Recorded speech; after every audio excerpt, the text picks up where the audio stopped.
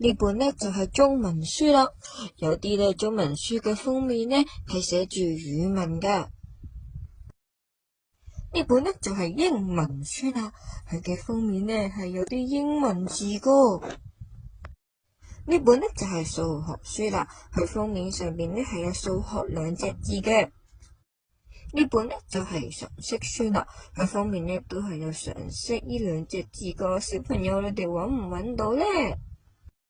呢本呢就係普通話書啦，封面係有普通話呢三隻字嘅。小朋友你哋仲見唔見到封面上面有啲普通話拼音啊？呢本呢就係音樂書啦，同樣封面有音樂呢兩隻字噶，封面呢仲有好多唔同嘅音符喺上邊噶。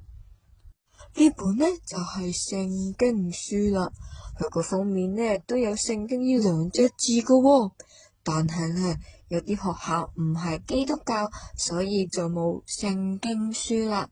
可能佢哋係其他宗教，就會有其他宗教嘅書本啦。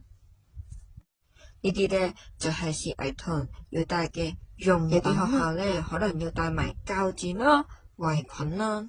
每一間呢小學呢小藝童帶嘅嘢可能都唔一樣噶喎。